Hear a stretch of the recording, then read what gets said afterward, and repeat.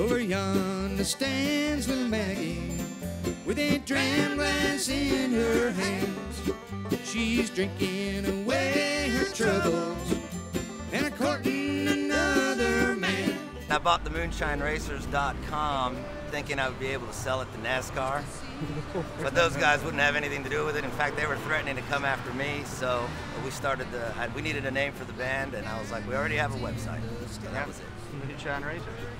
Understands little Maggie with a cram glass in her hand. We're all based out of Charlotte. Cito and I met through our association with Davidson College. I went to school at Davidson, Cito went to school at Davidson, so he and I have been playing together for like 20 some odd years now, like 23, 24 years.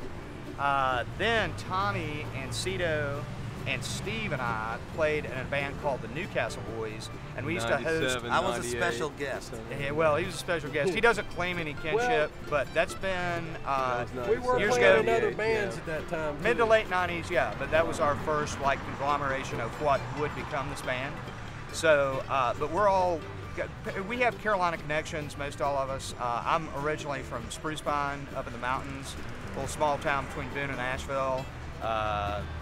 Steve, Morganton boy, Tommy, Charlotte native. Yeah, I grew up in Charlotte. We're all charlatans. That's right. We're all charlatans now, but I'm originally grew up in Tampa, so I'm a swamp guy, bluegrass swamp guy. And this one over here, where did you grow up?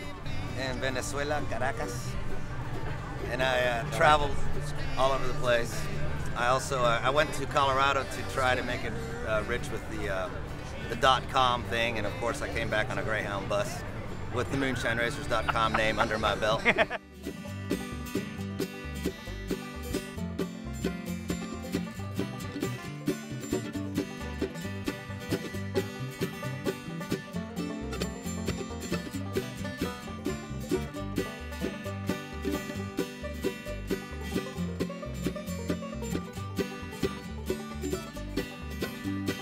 One day, my sister's boyfriend, which was a musician and quite a very well accomplished drummer, told me that I ought to go for what I want really, he asked me what instrument that I really want to play. Do I want to go back to clarinet? I said, no, I want to play string instrument. He said, well, what do you really want to play? I said, I've always wanted to play a banjo. And I've always loved bluegrass music because I was influenced with that through my dad and my grandpa. So I just picked it up and took a couple of lessons. In about 6 months I was playing it, started traveling to bluegrass festivals, and really just picking up my chops and my licks from playing in the parking lot and in the rough, and just going to all through the South to playing at bluegrass festivals. Started playing the bass, met this Japanese guy down at the local Morganton music store, and his name was Moto. And he went on to MIT to become something pretty cool, I'm sure. But Moto is awesome. He was really instrumental in throwing the Jaco Pastor style into my face, and I was like amazed and blown away. So that was my first major influence on the bass. During the video game phase of my life, I was listening to music, and things like, at the time it was what, Peter Frampton. I was a little softer rock than these guys. Iron Maiden was a little too hard for me. Eric Clapton, and then I always liked fancy guitarists like Al Di Meola and Eric Johnson and Steve Morse. At this point, my main influence, I'd have to say, is Jerry Garcia, and I never really learned any note-for-note things, except for a few songs here and there. But it was the getting lost in the music and then trying to get back into it. It's like getting back into it after you're out there. That's the fun part. Getting lost and that's on where, purpose he just calls to try it to find jazz. your way back. I don't know what to call it. It's improv. It's fun. I think bluegrass and heavy metal are similar because, there's a strong driving rhythm to both styles of music.